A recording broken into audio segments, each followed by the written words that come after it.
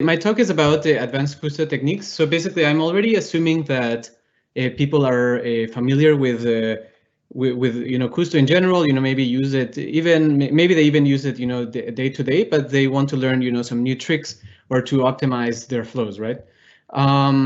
So just a little bit about me. My name is Joaquin, and I used Kusto for more than 3 years when I was in Azure DevOps Service Insights team.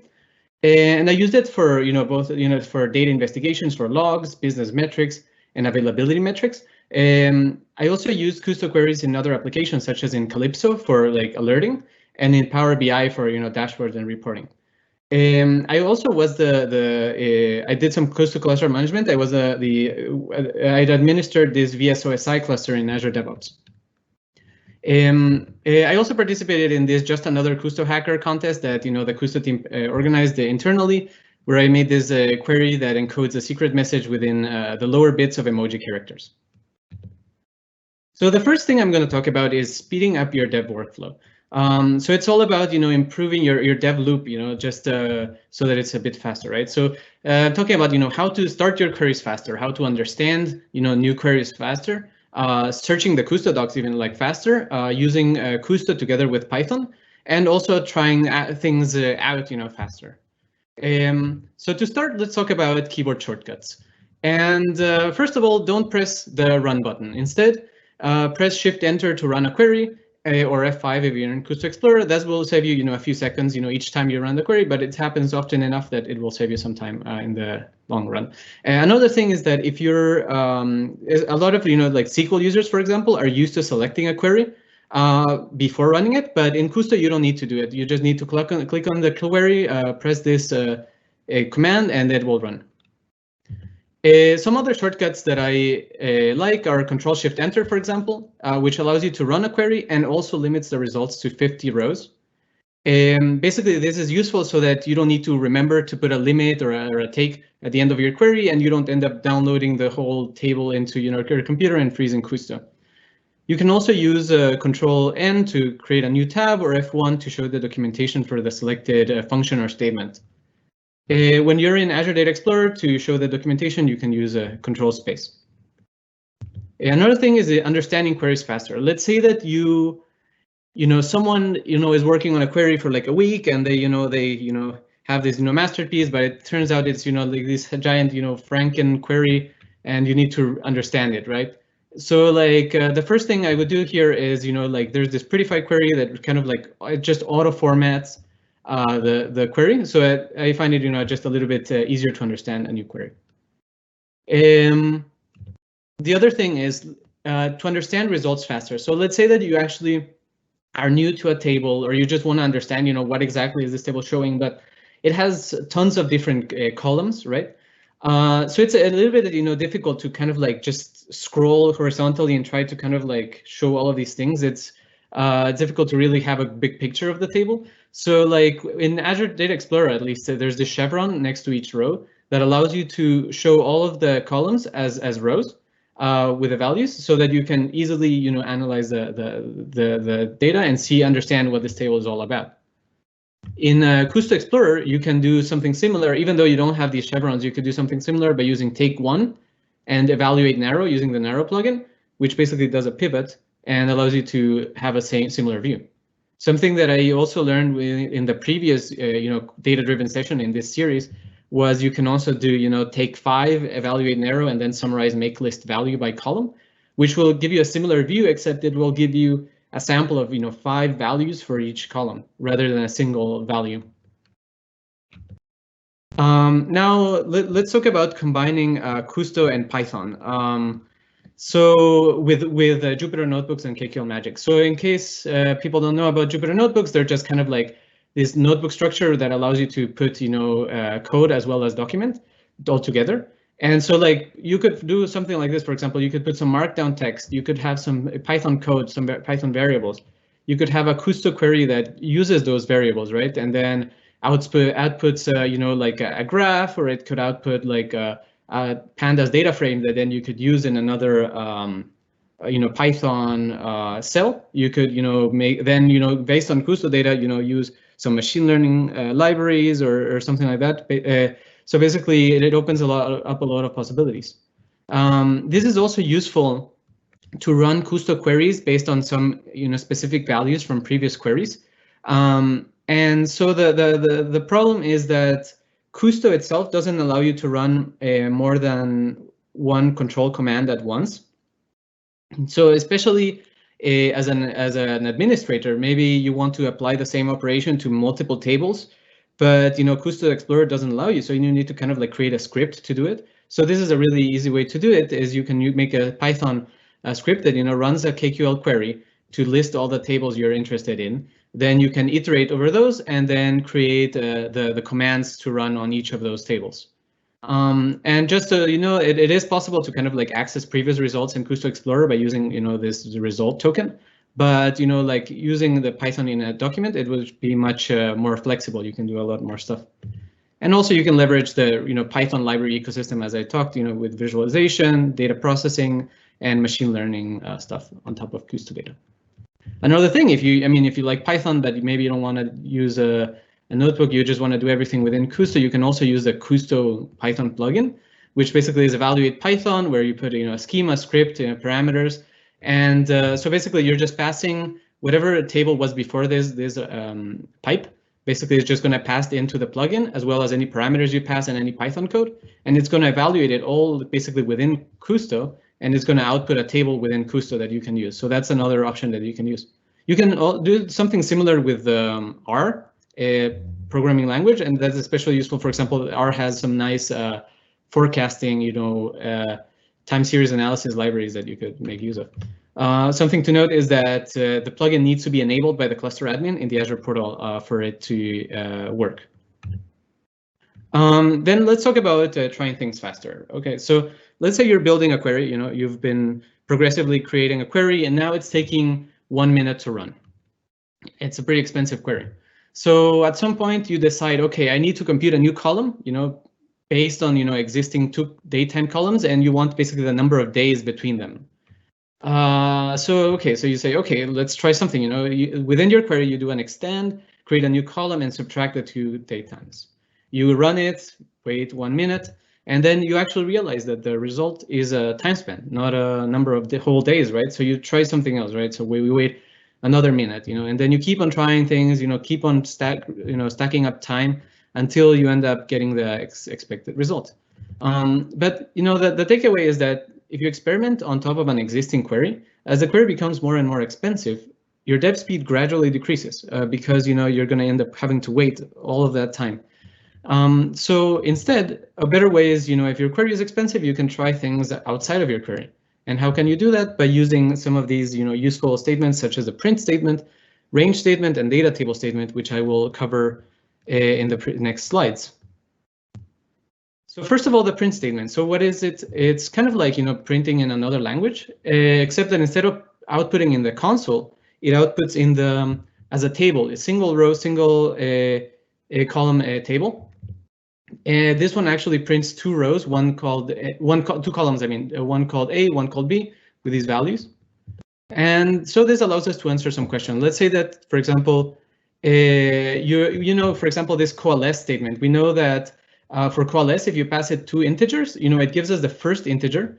But if the first argument is null, it gives us the second one. So it falls back to the second one. So I'm wondering how that works for strings, because strings can't be null in Kusto. So I'm wondering if Kusto considers, empty strings as null for this purpose. So we, try print coalesce AB, print coalesce empty B, and it turns out that yes, it works. Empty works as a null. Maybe you're wondering if you can divide the time spans, and you can, and so you can see the result is this, and you can also use get schema to see that it's a real number. Then maybe you're wondering about these commands like client request properties, or rather you can use something like set query now. Does it allow us to travel to the future? And so you tried set query now is the year 3000. You can print now, and say it says that it is in fact 1st of January of the year 3000. So it did work. So another thing you can do to experiment faster is you can use the range statement, which is kind of like a for loop, except it outputs a table with each kind of iteration as like one of the rows. For example, if you are interested in experimenting with monthly bidding, how does that work? you could create a range, from the 1st of January until the 12th of December, and then, summarize the count by each month. Basically, so then you're trying, start of month date. So basically, that's how you can try out monthly binning. You could also experiment with join syntax. If you forget, how does join, work? In this case, for this particular kind of join, you could create, a list of numbers from 1 to 10, a list of numbers from 5 to 15, so they have some overlap but not perfect overlap, and then see how that reacts. Or you could have fun and try something like this FizzBuzz and Kusto, where you can experiment with a range, with case statement, and with modulo, just to try different things out. And if you're up for a challenge, you could try solving some of the programming problems in the Kusto on the Rosetta Code website, which has a bunch of programming problems in different languages. And you could also use the data table statement, which literally just lets you specify a table. Like you specify the values, the column names, column types, and the values, and it creates a table for you on the fly. Not within the database, but rather just that you can use for this query. So for example, let's say that we wanted to try a join and see how it would work with it when one of the keys is duplicated. Like here we have 3 and 3. So basically you could just create a table, a dimension table like this, and a fact table, and see how that would work. So that's all about how to experiment outside of your query to ensure that you don't spend too much time on top of an existing query. So now let's review the Kusto join. So you might be wondering, this is like an advanced Kusto techniques talk. So why are we going to talk about such simple things as joins? But it turns out many query performance issues arise from not really deeply understanding query joins, join logic. So for example, there's some joins that actually deduplicate stuff for you. So adding an extra summarize before it might end up affecting the performance. Or maybe you don't know that some joins create duplicate values. So this could actually create your query to explode with number of rows. So basically, that's why I think it's important to review that. And also, many people don't know about semi, anti, or lookup joins. So I think it's a good time to review it anyway. So let's just start with the basics. Joins can be 2 types. You can either join equality by name, where you specify just the names of the keys, in which case it's assumed that both the left and the right table have that key of the same name. Or you can specify kind of like by value, left dot and then column name equals right dot column name, which basically says the left table has this key and the right table has this key, and we're joining based on that. Now, in terms of types of joins, let's talk about full outer join to begin with. So let's say you have this table X and this table Y, and you want to take the full outer join.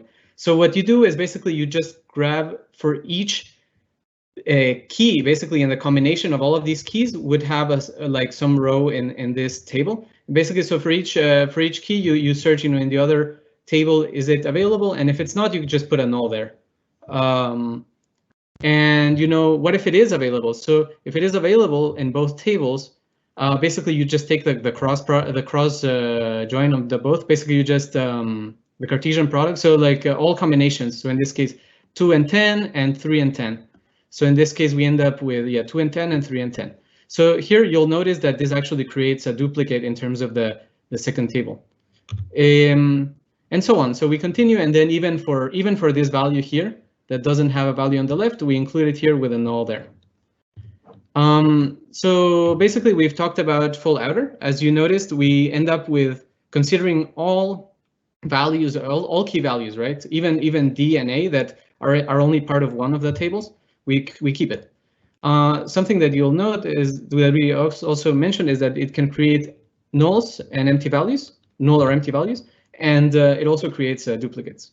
So in terms of other types of joins, inner join is a join where you only consider the intersection of the key values. So only the things that are in both tables. So basically, it wouldn't include this and it wouldn't include this, and so the rest would be the inner join.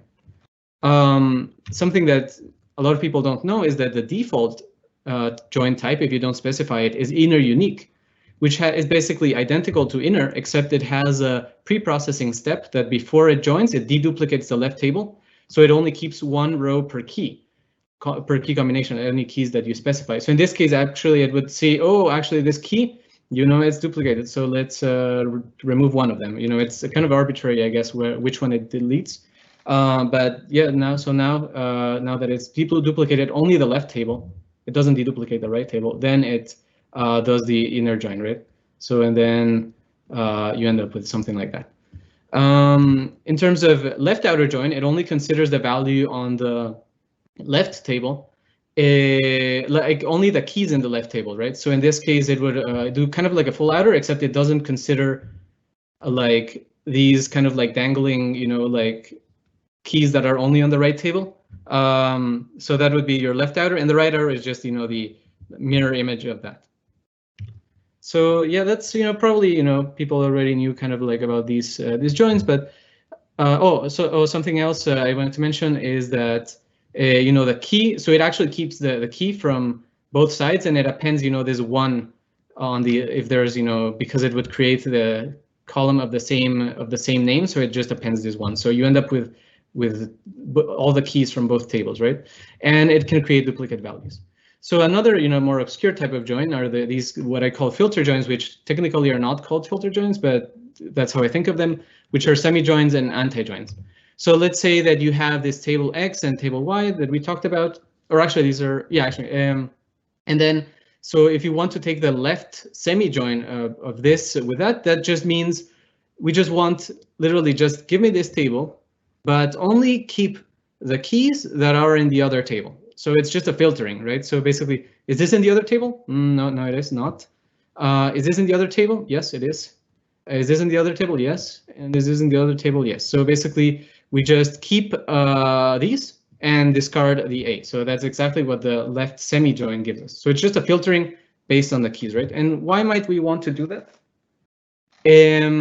Because let's say that this table has, these are like some identifiers for a user.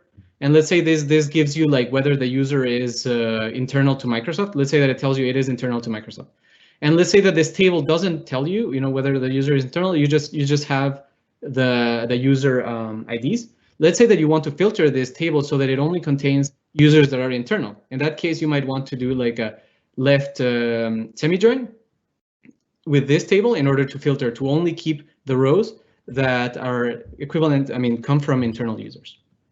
And something to note here is that because it just does a filtering of the left table, it doesn't include any of the columns from the right table. It doesn't include the key, nor does it include this value.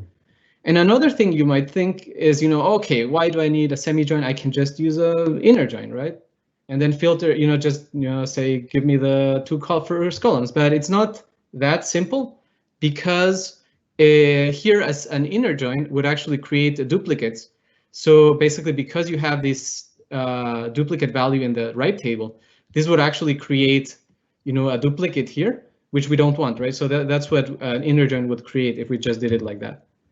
So that's one difference. So in any case, so yeah, we talked about the left semi-join, which, as I mentioned, it's kind of like just a filtering. So this is kind of like an equivalent logic. Don't try this at home, but this is kind of like what it's equivalent to. And basically, it's just grabbing the left table where the key is in the distinct keys of the right table. It's kind of like that. Right semi-join is kind of like just a mirror image of it, where we're grabbing the right table and we're filtering where the keys are in the left table. And so you can see basically both just keep the keys that are in both tables, but the content is the one. This one only keeps the content from the left side, and this one the content from the right side. And anti-join, on the other hand, is kind of like where not in. So it's basically just filters the left table where the key values are not in the right table. So basically it just grabs the set difference of the keys in some sense, and it filters out. So this is the example. So in that case, it would give us the complement of this, right? The one that we removed, it would give us here.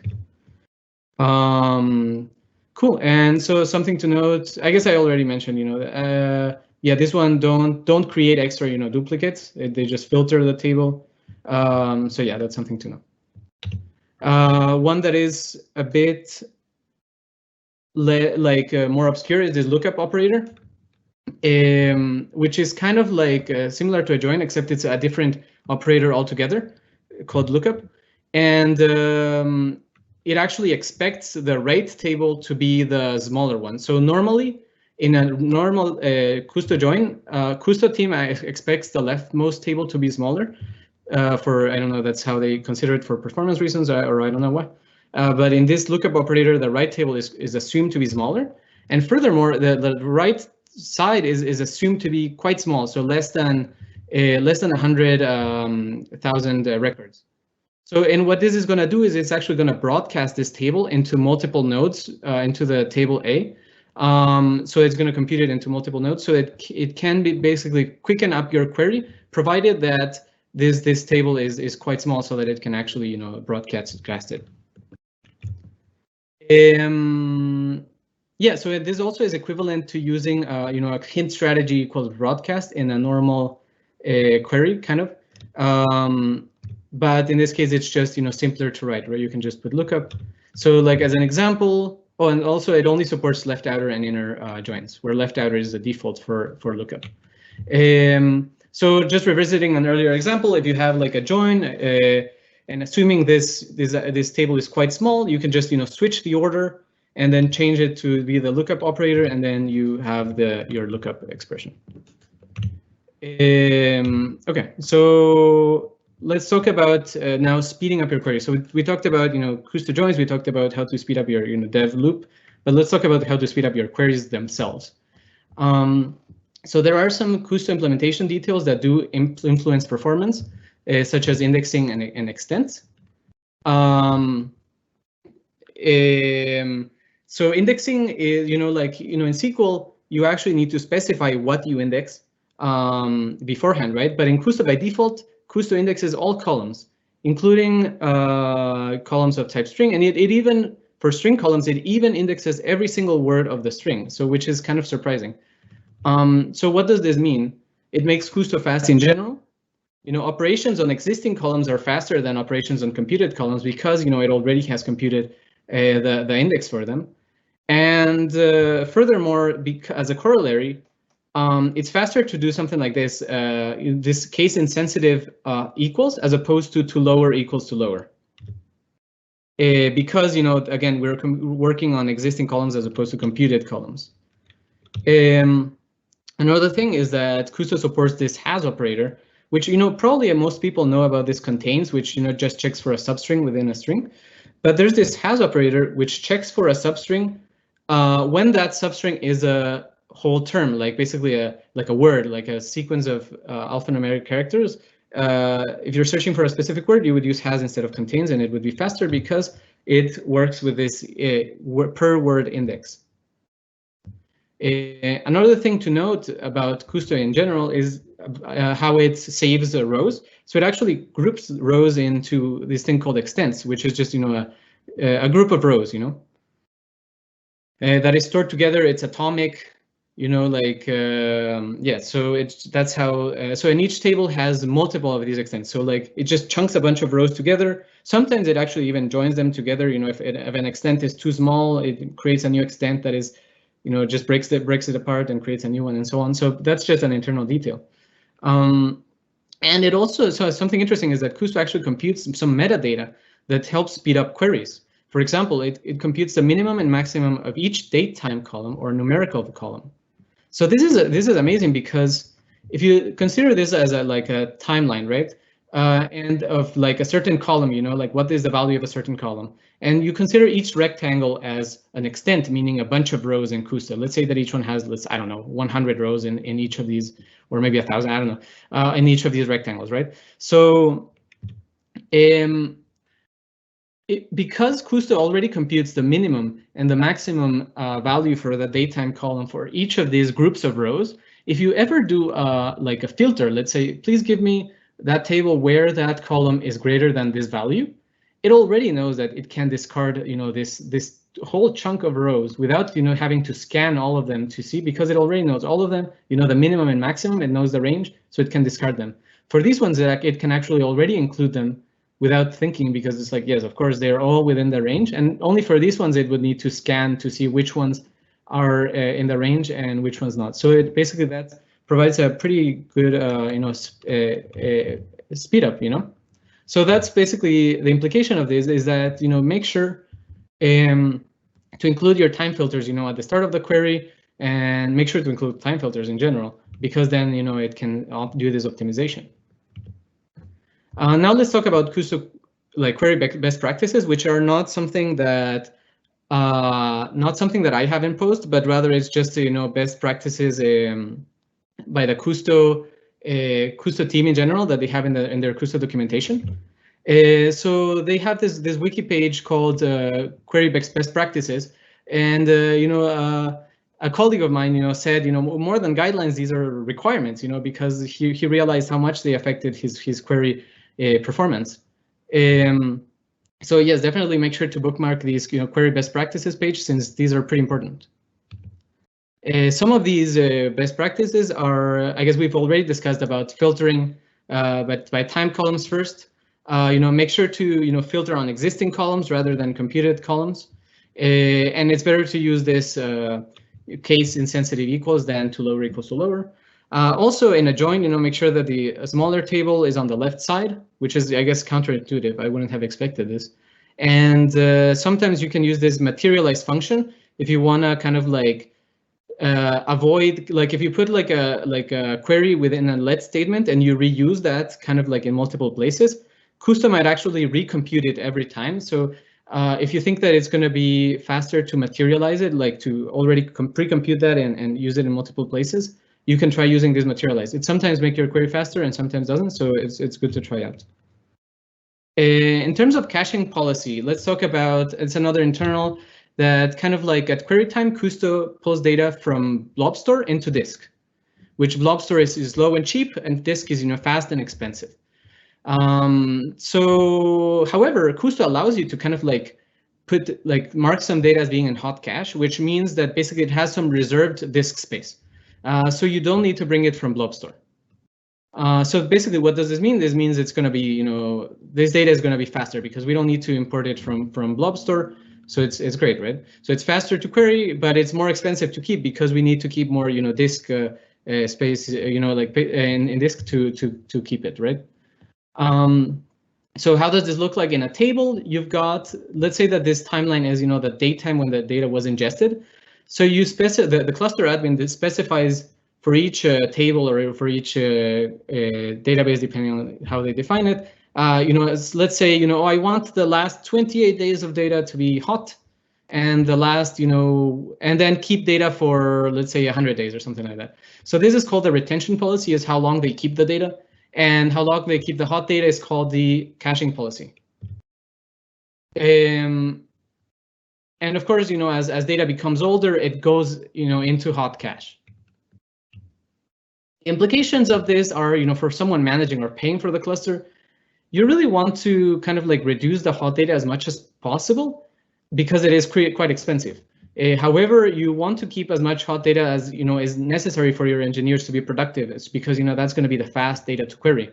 So make sure to include as much as needed, but not an excess. Maybe if people don't query data 100 years ago at all, then don't include it in hot data. For someone querying the cluster, first of all, make sure to apply time filters because then you ensure that you're only querying the hot data, and that also makes your query faster, right? Instead of having to bring it all the way from blob store into the disk, you can already access it directly in the reserved space in disk.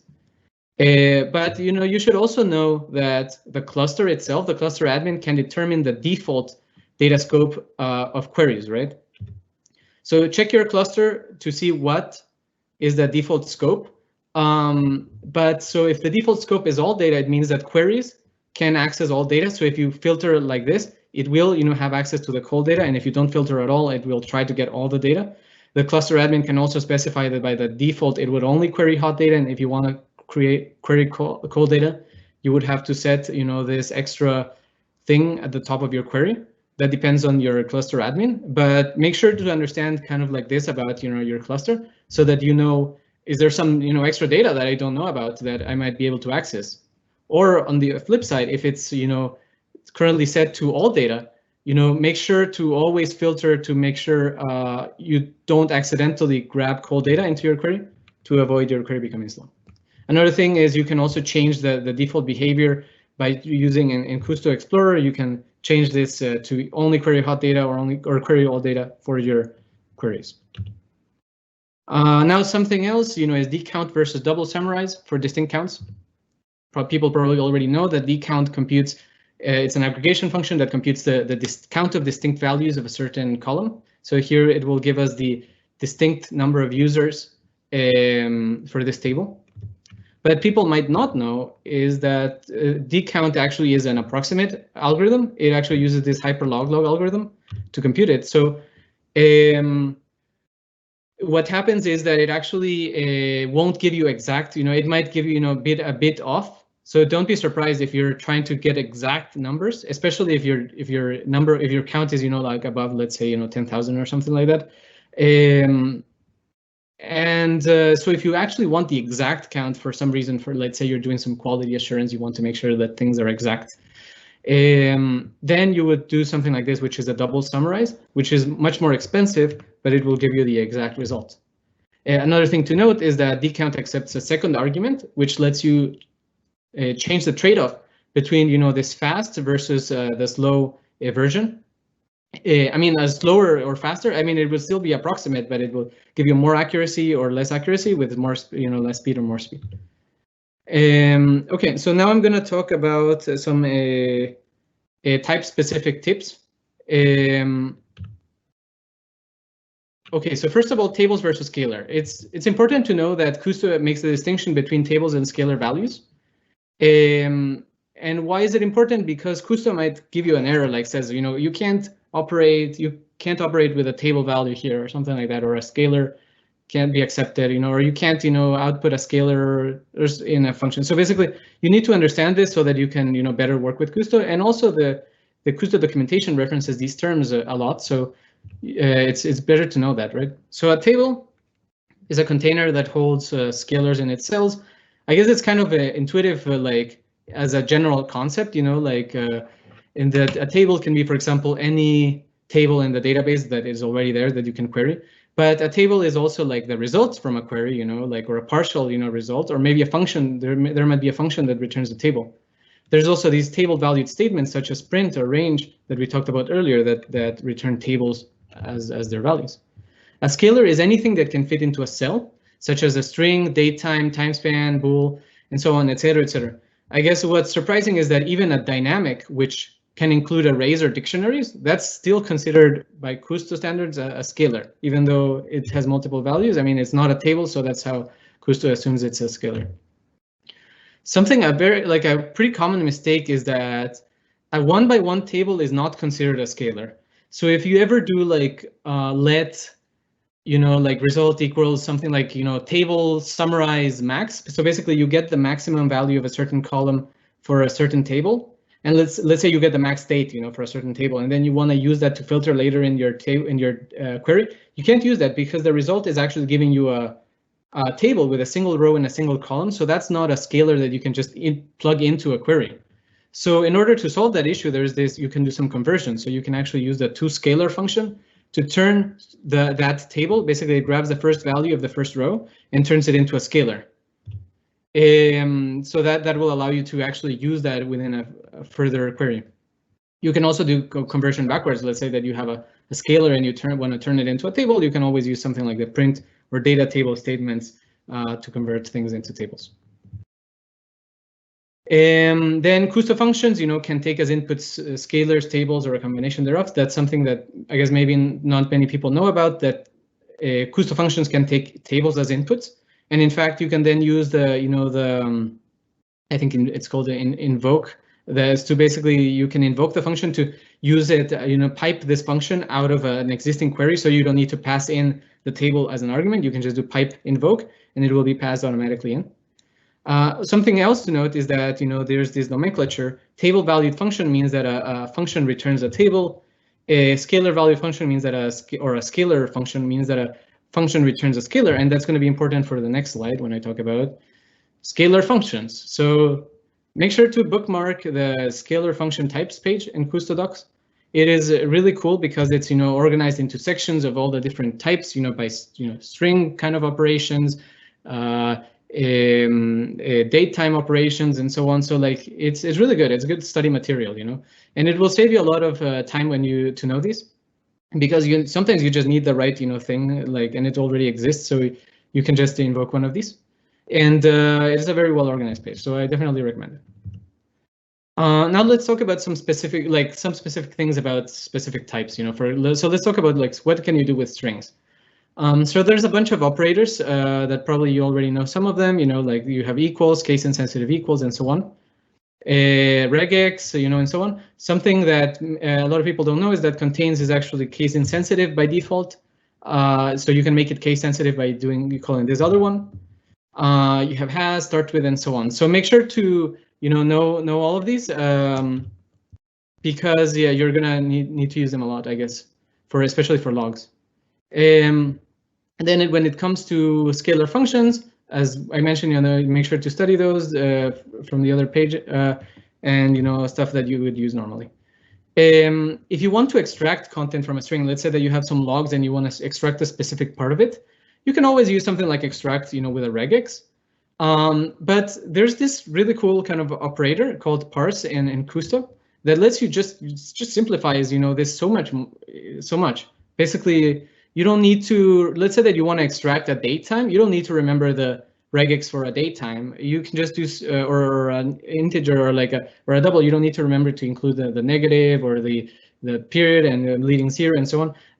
You can just do something like parse, column name with, I want basically just anything followed by the word blah, followed by an integer, which I'm gonna save it into a variable new column, and then followed by the word blah, and then followed by anything. Basically, it just simplifies, extracting data a lot.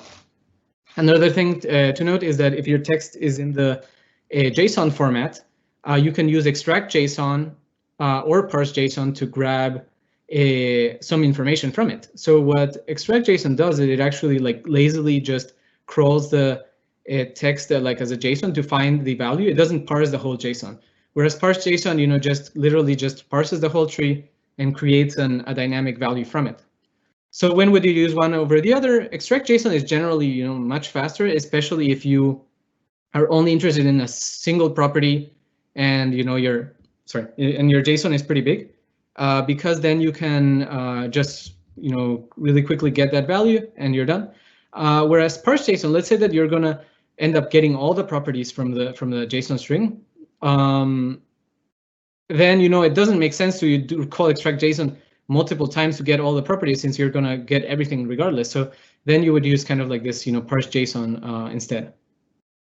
There's also another option for cluster admins that Kusto has the option to parse the JSON. Like if you have a string that is already in JSON format, you can make it so that it already pre-parses upon data ingestion, so that you can avoid parsing it at query time. And so yeah, that's something that is possible. Then another thing is that there's this search operator, which is kind of amazing, but not. I think that it's not known well enough that you can just grab a table, and let's say that okay, so I know that there's I want to search for some text within that table, but I don't know what column it is in. You can just do search some text, and it will search through all the columns and give you the results. You can even search for some text within the whole database. Even you want to search for something, you don't know even which table, which column it is. You just want to search for it. You can just do search. So that's kind of like a primary use case. Searching without knowing the column name or the table name. And here's an example. Let's say that you know that you're looking for an exception, but you forgot which column actually is the one that has the logs. You might use just something like take search exception just to search wherever we find the word exception, I'll take it. So the full syntax is actually quite complicated. I mean, so the basic syntax is pretty simple, but the full syntax, it's quite complicated with wildcards, regex. You have column references. You can even have wildcards for the table names and so on. So make sure to check it out if you want to become good at searching things. And okay, so now working with dates and times. You have date times, which are time, just a certain moment in time, and you have time span, which is a certain duration in time. And so this is how you can initialize. Maybe something you can even say something like 1 millisecond. Or so it's kind of cool. Yeah, or you can create a time span like that as well. So yeah, so some operations you can do is you can subtract, two date times, and that will give you a time span, which is the duration from one to the other. For example, if you want to see like how long ago a certain event happened, you can do now minus end date. You can also divide two different time spans to get you a real. For example, you want to see the number of days from one time to another, you can do simply that, right? Because this returns a time span. This then divides by 1 day to give you the number of days. And then you can also bin, which probably already people know, because if you want to bin by a certain count, let's say by 1 hour, everyone already knows that you can do that. But something that maybe not everyone knows is that there's also this bin at, which lets you specify a fixed point. Which basically, for example, let's say that you do a bin at by 7 days. So basically you do a weekly binning. The problem there is that maybe it will already determine what day of the week it will bin by. Let's say it bins by Saturday or something, and you actually want to bin by each Monday, right? So basically that allows you to specify, okay, I just specify a Monday here, and then it will automatically bin, using that as the fixed point. Finally, there's this argmax function, which is kind of like max. You know that max gives you the maximum value of a certain column, but what if we didn't want only that max value, but actually we wanted the whole row that has that max value within it?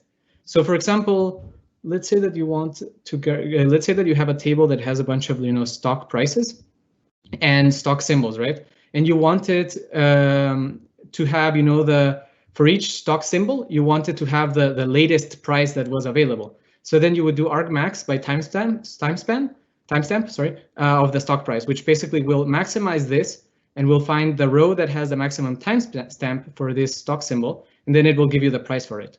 So that's kind of like one application. So I guess we're out of time. I don't know if I can go to this final slide or if we should cut it short. Go for it. Okay. So then working with dynamic type scalars. So dynamic is like a parsed JSON object, which could include an array, a dictionary, or even a primitive that hasn't been casted into another type. So dynamic objects are created by either you can create a literal, like you can do dynamic and then put an array into it, or you could put like a dictionary into it, or like even some type. These can also be a byproduct of some scalar functions such as packed dictionary. You can create, one of these. You can create a dictionary by just using packed dictionary and passing stuff in it. Especially useful if you want to create a dictionary based on existing columns. You can also create pack array to create an array, pack all, which literally just grabs every single column in your table, in your row, and packs it into a dictionary. So basically it turns a row into a dictionary. I guess this could also be useful to, like in the scenario we talked about earlier of showing every column in a row. And then you also can do a parse JSON, as we talked earlier, to turn a JSON string into a dynamic type. These can also be a byproduct of an aggregation function. So for example, makeList takes the values on that column and turns it into an array of all the values. MakeSet is similar to makeList, but it only shows distinct values. And there's also operators like makeSeries, which basically create a time series based on a table and fill in the empty values at a given interval with null, so that you can it's just easier to plot, and it's easier. This is actually quite essential for later, if you want to do a lot of time series analysis and stuff like that. It's going to be quite useful. Then there's this mvexpand operator, which is kind of like, you can think of it as the reverse of a make list. So whereas make lists grabs a bunch of values and turns it into a list, mvexpand does the opposite, which is basically it grabs a list or an array and turns it into multiple rows. And for the other columns, it just keeps them as the same. And so this, seems kind of dumb, like why would you want to, expand such as this? But it turns out it's actually quite useful if you want to modify the contents of an array, for example. Another case where you would use this is whenever you would want, like, intentionally to have duplicates of your rows. So why would you want that? Let's say that you're doing like normal aggregation, bin by 7 days. Then, if you have like a bunch of, days and you're binning, usually your bins are going to be mutually exclusive, right? Whereas let's say that you wanted to have, like a rolling kind of binning where you didn't want to have only mutually exclusive ones, but also you wanted to also aggregate this, So it would be like rolling. Let's say that you wanted a rolling 7-day decount or something like that, like a rolling, like trailing a certain number of times. So then you would actually want this row to be considered as part of this bin and that bin. So in that case, you actually want to have the same row twice so that you can actually aggregate it into 2 different bins. So that's a scenario where this MV expand or multi-value expand would be also useful. And you can get really advanced here. You can even do some, like let's say you want to do a 7-day distinct count based on row events. You could use MV expand followed by this hyperlog algorithm then do HLL merge and decount HLL to actually achieve that. And another thing you might be wondering is if this allows you to create duplicates on purpose, why don't you just use something like a join that would also give you duplicates? Is that a join is actually much more expensive. So this one is actually an optimization on top of that if you want to create that scenario. So yeah, just something to look into. Another thing is finally the final point in the final slide. So there's this series FIR, which basically is useful for computing rolling. It's a super easy way to create rolling sums or rolling averages. And FIR means final impulse response, finite impulse response, in which it is similar to a convolution for those who are into machine learning. IIR, it actually calculates a cumulative sum of an array, and so that's an infinite impulse response. And then you also have MV apply, which is similar to MV expand, but it also allows you to do as a post-processing step. It allows you to do an aggregation or a filtering or anything on top of this on each of these expanded arrays. And yeah, so the recap, we've discussed about speeding up your dev workflow, reviewed Kusto joins, speeding up your queries, and also some specific tips for certain types.